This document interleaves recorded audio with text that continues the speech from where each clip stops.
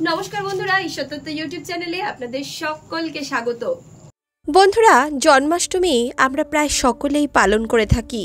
কেউ বা অনেক আড়ম্বরতার সঙ্গে জন্মাষ্টমী পালন করে, আবার কেউ নিজের গোপাল সোনাকে, নিজের রাধা মাধবকে পুজো দিয়ে থাকে।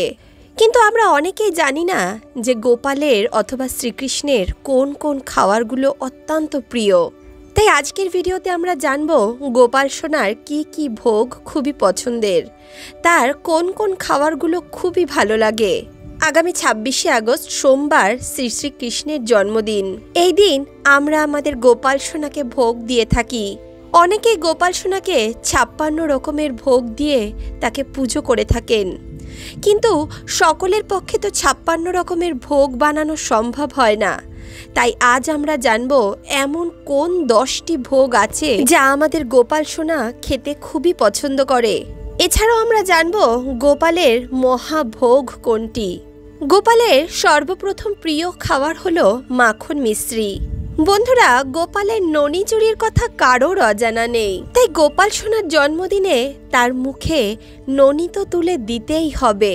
এক্ষেত্রে খাঁটি দুধের তৈরি মাখনের সঙ্গে মিছরি মিশিয়ে তৈরি করা হয় মাখন মিছরি ভোগ।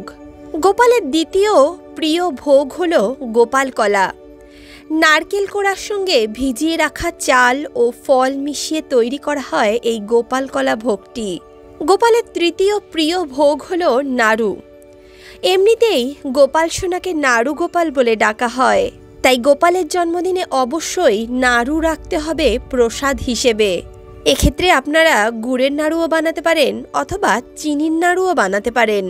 গোপালের চতুর্থ প্রিয় ভোগ হলো তালের বড়া। গোপাল সেবায় তালের বড়া না হলেই নয়।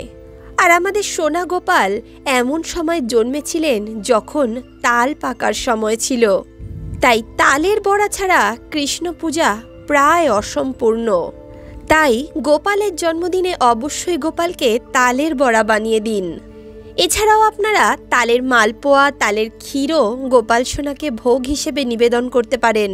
গোপালের পঞ্চম প্রিয় ভোগ হলো ক্ষীর। ননিচুরির পাশাপাশি গোপালের ক্ষীর খাওয়ার ঘটনাও অনেক প্রসিদ্ধ, তাই গোপাল সোনার জন্মদিনে ক্ষীরের পায়েস তো অবশ্যই রাখতে হবে। গোপালের ষষ্ঠম প্রিয় খাবার হলো রাবড়ি। দুধ, দই, মাখনের মতো রাবড়িও গোপাল সোনার অত্যন্ত প্রিয়। গোপালের সপ্তম প্রিয় খাদ্য হলো রসমালাই। গোপাল সোনার জন্মদিনে তাকে রসমালাই অবশ্যই নিবেদন করুন। গোপালের অষ্টম প্রিয় খাবার হলো মোহনভোগ। এটি ঘিয়ে ভাজা সুজির তৈরি একটি হালুয়া। এই মোহনভোগের সঙ্গে অবশ্যই ভোগে লুচি রাখবেন। শ্রীকৃষ্ণের প্রিয় খাবারের মধ্যে অন্যতম হলো মালপোয়া, তাই গোপালের সেবায় মালপোয়া অবশ্যই তাকে নিবেদন করুন। গোপালের দশম প্রিয় খাবার হলো শ্রীখণ্ড।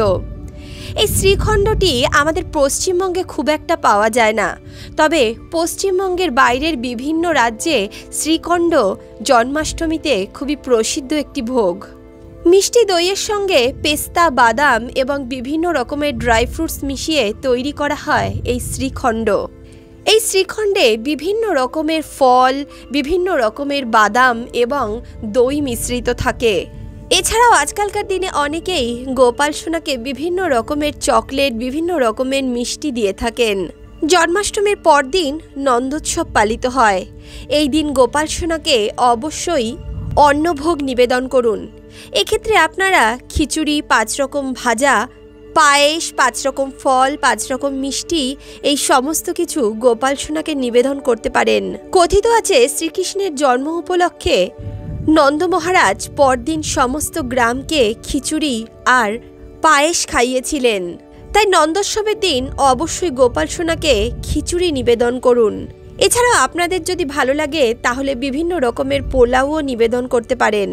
তবে নিয়ম অনুযায়ী এই দিন গোপাল সোনাকে খিচুড়ি আর ৫ রকম ভাজা নিবেদন করতে হয়। তারই সঙ্গে মালপোয়া, তালের বড়া, আরও বিভিন্ন রকমের গোপালের পছন্দের খাওয়ারও দেওয়া হয়। এক্ষেত্রে একটা কথা সবসময় মনে রাখতে হবে, গোপালের ভোগে সর্বদাই তুলসী পাতা অবশ্যই নিবেদন করুন, কারণ তুলসী পাতা ছাড়া শ্রীকৃষ্ণ কোনো ভোগই গ্রহণ করেন না। তাহলে বন্ধুরা, আজকে আমরা গোপাল সোনার প্রিয় 10টি ভোগ সম্বন্ধে আলোচনা করলাম। এবারে জেনে নেওয়া যাক গোপালের মহাভোগ কোনটি। বন্ধুরা, গোপালের মহাভোগ হলো মিছরি আর মাখন। এই দিন গোপাল সোনাকে যে যার সাধ্যমতো ভোগ নিবেদন করুন। বন্ধুরা, যাদের গৃহে গোপাল সোনা নেই তারা নিজের গুরুদেবকে এই দিন ভোগ নিবেদন করুন। তাহলে বন্ধুরা, আজকের এই ভিডিও, আজকের এই প্রসঙ্গ আপনাদের কেমন লাগলো অবশ্যই কমেন্ট বক্সে লিখে জানান। ভিডিওটি যদি ভালো লাগে তাহলে অবশ্যই ভিডিওটিতে একটি লাইক করুন, বন্ধু বান্ধব আত্মীয় পরিজনের সঙ্গে ভিডিওটি শেয়ার করুন, আর অন্তর্মন থেকে বলুন রাধে রাধে।